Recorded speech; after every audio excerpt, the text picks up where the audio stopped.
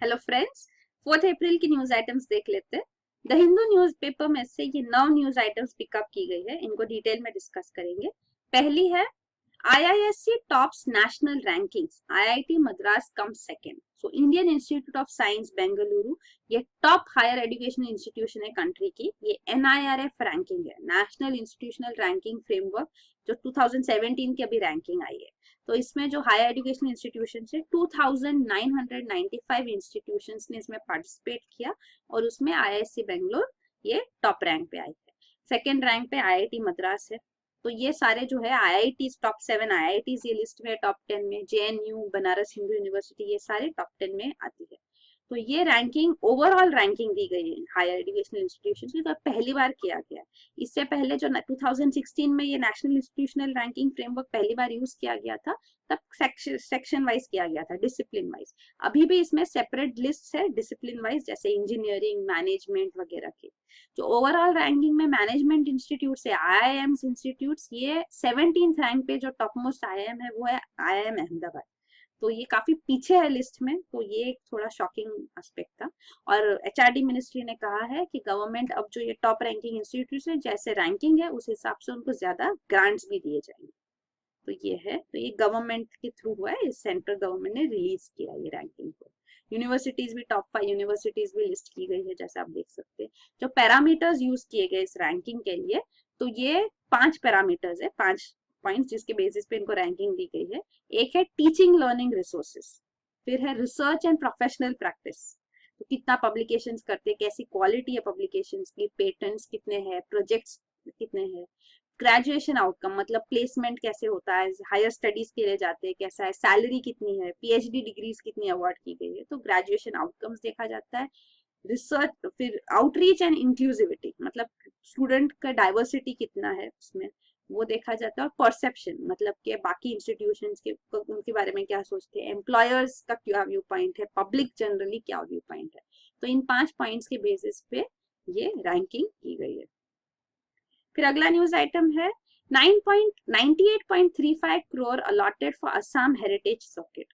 तो ये ministry of tourism ने सैंक्शन किया है। तो ये स्वदेश दर्शन स्कीम है, उसके अंदर ये हेरिटेज सर्किट असम में सैंक्शन की गई है। तो ये स्वदेश दर्शन के अंदर काफी सारे ऐसे टूरिज्म बेसिस पे सर्किट्स अनाउंस की गई है, जैसे बुद्धिस्ट सर्किट्स है, हिमालयन, कोस्टल, कृष्णा, इन नॉर्थ ईस्टर्न सर्किट्स भी यहाँ पे इसमें बनाई अनाउंस की जाएगी। वही ये स्वदेश दर्शन का प्रोग्राम था। तो जो कोस्टल सर्किट है वहां पे इवन क्रूज व्हीकल्स मतलब कनेक्टिविटी दी जाए, ऐसे करके टूरिज्म प्रमोट किया जाए, उसके लिए ये अनाउंस किया गया था। तो इसमें यहाँ पे असम में ये अभी हेरिटेज सर्किट आएगी। फिर अगला न्यूज आइटम है supreme courts vacation plan, here 5300 cases. तो सुप्रीम कोर्ट हमने ऑलरेडी डिस्कस किया है कि उन्होंने अपना 2 महीने का जो समर वेकेशन था उसको कट किया है, और सुप्रीम कोर्ट इस बार बैठेगी। 3 कॉन्स्टिट्यूशनल बेंचेस भी अनाउंस की गई है जो समर वेकेशन में केसेस सुनेगी। ये 3 बेंचेस हमने पहले भी न्यूज में डिस्कस किया। एक है ट्रिपल तलाक पर, दूसरी है व्हाट्सएप यूजर डेटा प्रोटेक्शन पे, कि व्हाट्सएप अपना यूजर डेटा फेसबुक के साथ शेयर कर रहे, तो क्या ये यूजर प्राइवेसी को वायलेट करता है। और तीसरा है regarding children of Bangladeshi immigrants, जो इलीगल बांग्लादेशी इमिग्रेंट्स है, उनके बच्चे जो यहाँ पैदा हुए इंडिया में, क्या उनको इंडियन सिटीजनशिप दी जा सकती है, क्या वो उसकी लीगलिटी पे। तो ये 3 इश्यूज पे कॉन्स्टिट्यूशनल बेंच हियरिंग्स भी हो गए समर वेकेशन में, प्लस ये 5300 केसेस अराउंड जो लिस्ट भी किए गए सुप्रीम कोर्ट में वेकेशन में, ये बेंचेस हियर करेंगे। तो ये इसीलिए इम्पोर्टेंट है क्योंकि सुप्रीम कोर्ट में काफी ज्यादा पेंडेंसी केसेस के हैं, जैसे हाई कोर्ट्स में, सुप्रीम कोर्ट्स में भी आप देख सकते हैं 62,000 केसेस से ज्यादा ये पेंडेंसी है। मार्च 2017 तक का ये डेटा है। तो इसीलिए इसको बैकलॉग को क्लियर करने के लिए ही समर हॉलीडेज का भी यूज किया जा रहा है। तो समर हॉलीडेज भी एक्चुअली कॉलोनियल लेगेसी है, तो वो हर साल अब तक हो रहा था, तो अब इस बार ये इनिशिएटिव लिया गया है। फिर अगला न्यूज आइटम है Rohingyas issue sets off alarm bells. तो ये रोहिंग्या मुस्लिम्स, ये रखाइन स्टेट में, यहाँ पे म्यांमार में इनका होम स्टेट है, यहाँ पे इनके अगेंस्ट एट्रोसिटीज की जाती है, इनके ऊपर अत्याचार जो हो रहे हैं कई सालों से हो रहे हैं। म्यांमार ने इनसे सिटीजनशिप भी ले ली है, क्योंकि ये म्यांमारीज जो है उन जैसे नहीं लगते, वो ये बांग्लादेशी उनका लुक होता है। तो इसीलिए उनको सिटीजन भी नहीं माना जाता और ऑफिशियली भी इनका सिटीजनशिप इनसे छीन लिया गया है। तो यहाँ पे म्यांमार में तो मिलिट्री रूल था काफी टाइम तक, अब डेमोक्रेसी आई है, तो अभी म्यांमार गवर्नमेंट अभी भी इनको सिटीजनशिप देने को और इनको एक्सेप्ट करने को रेडी नहीं है। तो ये सारे जो रोहिंग्या मुस्लिम्स है यहाँ से, वो सारे यहाँ माइग्रेट हो रहे हैं, बांग्लादेश में पहुंचते हैं और यहाँ पे आप देख सकते हैं नॉर्थ ईस्ट वगैरह यहाँ पे सब पहुंच रहे हैं और ये जम्मू में भी पाए गए हैं और साउथ ईस्ट एशियन नेशंस में भी ये माइग्रेट हो रहे हैं। तो ये जो माइग्रेंट्स है इन्होंने अभी आधार कार्ड भी अक्वायर कर लिया है। तो ये उनके पास जम्मू रीजन में यहाँ पे आधार कार्ड भी है काफी सारे रोहिंग्या मुस्लिम्स के पास, वो अभी न्यूज सामने आई है। तो मतलब ये इनका ये रेफ्यूजीज है वो भी रिकॉग्नाइज नहीं किया गया इंडिया के से, तो इंडिया ने उनको रेफ्यूजीज भी रिकॉग्नाइज नहीं किया, तो मतलब ये इलीगल यहाँ रह रहे अंडर फॉरेनर्स एक्ट। तो ये इलीगल यहाँ रहते हैं और अब उनको आधार कार्ड भी मिल गया, तो ये एक हाईली कंसर्न्ड इशू है। तो या तो उनको रेफ्यूजी स्टेटस दिया जाए, उनका ख्याल रखने के लिए प्रोविजंस किए जाए, या तो फिर उनका आधार कार्ड, क्योंकि आधार कार्ड बेसिकली सिटीजनशिप कार्ड नहीं है, ये सिर्फ रेसिडेंशियल प्रूफ आइडेंटिटी कार्ड है। तो इसीलिए वो अक्वायर करने के लिए सिटीजनशिप होना भी कोई प्रायोरिटी प्री कंडीशन नहीं है, तो वो है। तो अब देखेंगे, ऑफकोर्स ये न्यूज में आएगा। होम मिनिस्ट्री ने भी कहा है कि रोहिंग्याज अराउंड 40,000 रोहिंग्याज इंडिया में है, उनमें से अराउंड 5,700 जम्मू रीजन में। तो अब इनके ऊपर क्या एक्शन लिया जाएगा न्यूज में आएगा, तो जरूर डिस्कस करेंगे। फिर अगला न्यूज आइटम है US report turns spotlight on Vyapam scam. तो ये यूएस डिपार्टमेंट ऑफ स्टेट की ह्यूमन राइट्स रिपोर्ट है और इस रिपोर्ट में इंडिया के ह्यूमन राइट्स इश्यूज को भी हाईलाइट किया गया और इसमें स्पेसिफिकली व्यापाम स्कैम को हाईलाइट किया गया है। तो ये व्यापाम जो है ये मध्य प्रदेश की प्रोफेशनल एग्जामिनेशन बोर्ड है, तो मतलब ये व्यावसायिक परीक्षा मंडल, तो उस हिसाब से ये नाम व्यापाम नाम जो इसका है उसका एक्रोनिम है हिंदी नेम का। तो ये जो बॉडी है ये government Madhya Pradesh state government के अंदर एस्टैब्लिश की गई थी और ये बॉडी यहाँ पे प्रोफेशनल गवर्नमेंट पोस्ट के लिए एग्जाम्स कंडक्ट करती थी, मतलब स्टेट पब्लिक सर्विस कमीशन के अलावा ये भी एग्जामिनेशंस कंडक्ट करती थी थोड़े बाकी पोस्ट के लिए। तो वो और प्रोफेशनल कॉलेज एंट्रेंस एग्जाम्स भी यहाँ से होते थे। तो काफी सारे यहाँ पे एडमिशन इसके थ्रू हुए हैं एंट्रेंस एग्जाम से, और फिर यहाँ पे गवर्नमेंट अपॉइंटमेंट्स भी हुए और ये पूरा व्यापाम जो है ये गवर्नमेंट के अंदर था, मतलब ये इंडिपेंडेंट बॉडी भी नहीं था। तो यहाँ पे जो अपॉइंटमेंट्स भी थे वो गवर्नमेंट ने किए थे, गवर्नमेंट ऑफिशियल्स ही थे। तो यहाँ काफी सारा करप्शन जो था वो इन्वॉल्व था और ये सारा जब न्यूज सामने आई, सीबीआई इंक्वायरी भी इसमें ऑर्डर की गई, सुप्रीम कोर्ट ने ऑर्डर किया जुलाई 2015 में। इवन रिसेंटली कैग रिपोर्ट आई है इस पे और काफी सारे 2000 लोग इसमें अरेस्ट हो चुके हैं। और सबसे शॉकिंग चीज है कि इसमें काफी सारे जो लोग इसमें इन्वॉल्व थे उनकी डेथ्स हो गई है, 48 अननेचुरल डेथ्स हुई है इन द लास्ट 5 इयर्स। तो जर्नलिस्ट जो इन्वॉल्व है इसमें, जो विटनेसेस इन्वॉल्व है इसमें, ट्रेन एक्सीडेंट्स में, रोड एक्सीडेंट्स में, और ऐसे सुसाइड्स भी काफी सारे केसेस इसमें सामने आए हैं। तो ये जो है व्यापाम स्कैम इसको हाईलाइट किया गया। इवन कैग रिपोर्ट भी टेबल की गई मध्य प्रदेश असेंबली में, उसमें भी उन्होंने कहा है कि स्टेट गवर्नमेंट ने इसको क्लियरली रेगुलेटरी फ्रेमवर्क इसके लिए बनाया नहीं और उन्होंने इसको पूरा इसके फंक्शन पे ध्यान ही नहीं दिया। इवन डेटा भी रिकॉर्ड नहीं किया गया है, मेंटेन नहीं किया गया कि कितने एग्जाम्स इन्होंने कंडक्ट किए, कितने लोगों को इन्होंने सर्विसेज में लिया है। तो जरा भी ट्रांसपेरेंसी नहीं है, कंप्लीटली ओपेसिटी है रिक्रूटमेंट एक्टिविटी में। तो ये उसको कैग रिपोर्ट भी हाईलाइट करती है। वो कहते हैं कि व्यापाम गवर्नमेंट डिपार्टमेंट जैसे फंक्शन कर रही थी और इसके अंदर जो कैंडिडेट्स जो अपॉइंट किए गए थे लोग भी, वो भी गवर्नमेंट ऑफिशियल्स ही थे।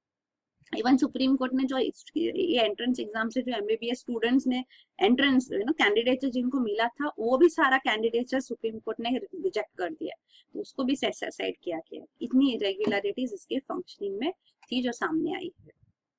तो ये है व्यापाम स्कैम, मध्य प्रदेश व्यावसायिक परीक्षा मंडल। तो इसमें आप देख सकते हैं एक्सीडेंट्स है, तो काफी सारे अभी बहुत सारे डेथ्स हो चुकी है, फिर सुसाइड्स भी हो चुके हैं, एफआईआर है। तो ये मल्टी करोड़ स्कैम माना जाता है जिसके अंदर बहुत सारे मेजर प्रोमिनेंट पीपल इन्वॉल्व थे। फिर अगला न्यूज आइटम है defence ministry not to buy Barak missiles. तो ये बराक मिसाइल्स को कैबिनेट ने ऑलरेडी अप्रूव कर दिया था, ये भी हमने न्यूज पे डिस्कस किया था। अब डिफेंस एक्विजिशन काउंसिल ने भी बराक मिसाइल्स को अप्रूव किया है। तो ये Barak surface to air missiles है, short range surface to air missiles है। तो ये ऑलरेडी फ्रंट लाइन वॉरशिप्स में इंडक्ट की गई है, इजराइल की मिसाइल से। तो हम इसको और ऑर्डर करना चाहते हैं तो ये अब ऑर्डर अप्रूव हो गया है, तो ये दिया जाएगा। तो ये नेवी के लिए ऑर्डर किया गया 860 करोड़, इसके लिए एस्टिमेटेड प्रपोजल्स जो इसके है 860 करोड़ लगेंगे, तो ये अप्रूव किया गया है। तो बराक के और वर्जन जो है बराक 8, ये एक्चुअली अब डेवलप की जा रही है, इसका 70 किलोमीटर रेंज होगा। तो ये मिसाइल जॉइंटली इजराइल और डीआरडीओ डेवलप कर रहे हैं for Indian air force and the navy. तो ये है, और काफी इसमें डिले हुआ है बराक मिसाइल एक्विजिशन में, क्योंकि सीबीआई के अंदर भी इसके इन्वेस्टिगेशन चल रहे थे। तो जो ये केसेस आते हैं करप्शन रिलेटेड डिफेंस डील्स में केसेस, तो उनमें उनको ब्लैकलिस्ट किया जाता है ये सारी कंपनीज को, तो उस वजह से फिर फ्यूचर एक्विजिशंस में भी दिक्कतें आती है। तो आईएनएस विक्रमादित्य जो अभी ओनली एयरक्राफ्ट कैरियर शिप है जो इंडिया की, तो ये एयरक्राफ्ट कैरियर भी बराक मिसाइल्स इसके अंदर इसको चाहिए थे इसकी फंक्शनिंग के लिए, तो वो भी इसमें इंडक्ट नहीं किए गए हैं, तो डिले हुआ है। ऑलरेडी आईएनएस विक्रमादित्य इंडक्ट की गई है पर बराक मिसाइल से इक्विप्ड नहीं है, तो इसीलिए यहाँ पे अब ये फाइनली डील अप्रूव की जा रही है। फिर अगला न्यूज आइटम है पीएम्स इजराइल ट्रिप में see UAV deal unmanned aerial vehicle. तो ये यूएवी जिनको ड्रोन हम कहते हैं नॉर्मली, तो ये यूएवी अक्वायर की जाएगी इजराइल से। तो हमने ऑलरेडी यूएवी अक्वायर की है इजरायली, और लेकिन ये जो यूएवी है इसका ये स्पेशलिटी है कि ये आर्म्ड यूएवी होगी, हेरन टीपी आर्म्ड यूएवी। तो ये अभी प्राइम मिनिस्टर नरेंद्र मोदी जुलाई में एक्सपेक्टेड है इजराइल विजिट करेंगे, तो ये पहली विजिट होगी Indian prime minister visiting Israel, तो वही है। तो ये हेरन टीपी जो है इसको medium altitude long endurance drone कहा जाता है, मेल ड्रोन। तो ये 45,000 किलोमीटर फीट ऑल्टीट्यूड तक ये फ्लाई कर सकती है, इसका एंड्योरेंस 30 आवर्स का है, और ये मिशन पेलोड कैरी कर सकती है 1000 kg का। तो ये बेनिफिट है कि यूएवीज हम सर्वेलेंस के लिए तो यूज करते हैं, मतलब कि कहीं जैसे ड्रोन्स यूज किए जाते हैं कि आप उसका मुआयना कर सकते हैं एरिया का, पर उसके अलावा अब इसका बेनिफिट ये होगा कि कोई टेररिस्ट कैंप्स कहीं कुछ है तो उनके ऊपर स्ट्राइक्स, क्विक स्ट्राइक्स भी हम ये आर्म्ड यूएवीज के साथ कर पाएंगे। तो वही ये एक्विजिशन के लिए डील्स अब डिस्कस की जा रही है, इट्स अंडर रैप्स कि क्या फाइनलाइजेशन हो रहा है, पर अब जब prime minister Narendra Modi visit करेंगे तो एक्सपेक्टेड है कि ये डील साइन की जाएगी। तो वही है, इसका एक्सपेक्टेड कॉस्ट $400 मिलियन होगा, 10 ड्रोन एक्वायर करने का प्लान है। और जो दूसरा है इवन हेरन सर्चर यूएवीज हम ऑलरेडी फंक्शन हमारे इंडक्शन किया गया है इसमें, 1990 से हम ये इजरायली बिल्ट यूएवीज इंडक्ट करके तीनों सर्विसेज में, आर्मी नेवी एयरफोर्स में, और इसका फंक्शनिंग काफी अच्छा रहा। इंडिया खुद इंडिजीनियसली यूएवी बना रही है, पर वो प्रोजेक्ट डिले हो गया है, इसलिए हम इसको अक्वायर कर रहे हैं इजराइल से। इवन अवैक्स system, airborne warning and control system, Falcon जो इजराइल का है, ये भी हम और 2 अभी इंडक्ट करने वाले हैं, 3 ऑलरेडी सर्विसेज में है एयरफोर्स में, अब 2 और मंगवाए जाएंगे। इवन हमने रशियन IL-76 जो ट्रांसपोर्ट एयरक्राफ्ट है उसके ऊपर ये रडार्स होते हैं, early warning and control systems, ये उस पे लगाए जाते हैं, माउंट किए जाते हैं। तो रशियन ट्रांसपोर्ट एयरक्राफ्ट भी हमने और ऑर्डर की है, और अब हम फैल्कन भी इजराइल से ऑर्डर कर रहे हैं। और फिर अगला न्यूज आइटम है SASEC group can add $70 billion to GDP. तो ये है South Asia sub regional economic corporation. तो ये जो ग्रुपिंग है ये 2001 में बनाई गई थी। तो इसमें जो मेंबर्स है मतलब इंडिया, बांग्लादेश, नेपाल, भूटान, मालदीव, श्रीलंका, और अभी इंडक्ट किया गया और एक मेंबर म्यांमार। तो ये सारे मेंबर्स है इसमें, आप देख सकते हैं 7 मेंबर्स है।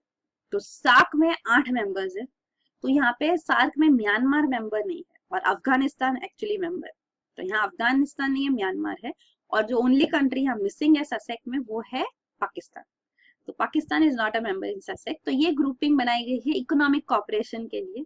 तो यहाँ पे अब ये फाइनेंस मिनिस्टर्स का यहाँ पे मीटिंग हुई थी दिल्ली में, तो उसमें उन्होंने डिस्कस किया कि कैसे ये ग्रुप का पोटेंशियल है, कॉपरेशन की वजह से हम अपना जीडीपी इंक्रीज कर सकते हैं, एडिशनल एम्प्लॉयमेंट अपॉर्चुनिटीज ला सकते हैं। और उन्होंने ये भी देखा कि अब तक का क्या क्या अचीवमेंट्स ये ग्रुप ने किया है। तो वो ये ग्रुप का पोटेंशियल है, क्योंकि सार्क में पाकिस्तान होने की वजह से इंडिया पाकिस्तान रिलेशंस के अंदर इश्यूज होने की वजह से वो ग्रुपिंग फंक्शन नहीं कर पाती। तो ससेक इन दैट कॉन्टेक्स्ट में ह्यूज पोटेंशियल है। तो वही है यहाँ पे जो ना स्ट्रॉन्गर ट्रांसपोर्ट लिंक्स के ऊपर वर्क करने के लिए कॉपरेशन सीख किया जा रहा है, ट्रेड इंप्रूव करने के लिए वो मेन एस्पेक्ट है, एनर्जी, टूरिज्म, एनवायरमेंट, सारे एस्पेक्ट्स पे फंक्शनिंग करके ये स्ट्रॉन्ग रिलेशन से ओवरऑल ग्रोथ, इकोनॉमिक डेवलपमेंट हो सकता है ये रीजन का। फिर लास्ट न्यूज आइटम है global initiative launch to fight fake news. तो फेक न्यूज जो होती है मतलब न्यूज जिसमें सच्चाई नहीं होती, वो सिर्फ आई कैचिंग और एकदम ऐसा ऐसी न्यूज हेडलाइन हो कि लोग उस पर क्लिक करके उसको रीड करने को जाए। तो ये फेक न्यूज काफी प्रोमिनेंट हो गई है इशू, और इसमें लोग बिलीव करते हैं, वो इतनी वो क्या होते हैं हाईलाइटिंग होती है इतनी कि वो सेंसेशनलाइजिंग, तो उस वजह से लोग इसमें बिलीव भी कर लेते हैं और इसको पढ़ते भी है। तो ये फेक न्यूज की वजह से काफी प्रॉब्लम्स भी हुई है। हमने ये भी देखा था कि प्राइम मिनिस्टर नवाज शरीफ ने पाकिस्तान में यहाँ पे रिस्पॉन्ड दिया था। फेक न्यूज ये थी कि इसराइल पाकिस्तान पे न्यूक्लियर अटैक करने वाला है, तो एक्चुअली वो फेक न्यूज थी। तो फेक न्यूज का ये सिग्निफिकेंस है कि गवर्नमेंट्स, हेड ऑफ गवर्नमेंट्स भी उस पर रिस्पॉन्ड करते हैं, उसको बिलीव करते हैं। और इवन यूएस प्रेसिडेंशियल इलेक्शंस में भी फेक न्यूज काफी प्रोमिनेंटली न्यूज में आई थी, क्योंकि उस वजह से ये बताया जा रहा था कि यूएस प्रेसिडेंशियल इलेक्शंस में वोटर्स काफी स्वे हुए थे फेक न्यूज की वजह से, तो उससे रिजल्ट्स ऑफ कोर्स अफेक्ट होते हैं। इवन यूरोप में भी काफी टाइम इलेक्शंस के टाइम पे सामने आता है कि फेक न्यूज काफी मतलब न्यूज आती है, फेक न्यूज जिसमें लोग बिलीव करते हैं।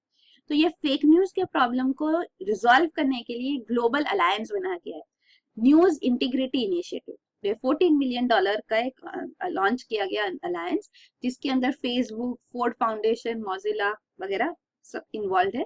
तो इसमें पब्लिक अवेयरनेस लाने के लिए स्टेप्स लिए जाएंगे कि पब्लिक अंडरस्टैंडिंग हो कि सीरियस जर्नलिज्म क्या है और फेक न्यूज क्या है, वो कैसे इसमें डिस्टिंग्विश कर सकते हैं, और इससे फेक न्यूज को एक्चुअली स्प्रेड होने से कम हम उसको रोक सकते हैं।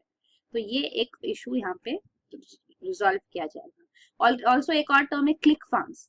तो ये क्लिक फार्म्स जो है मतलब ये क्यों किया जाता है, मतलब फेक न्यूज लाने में it's not just for fun, it's revenue generating, उसमें रेवेन्यू मनी जनरेट होता है।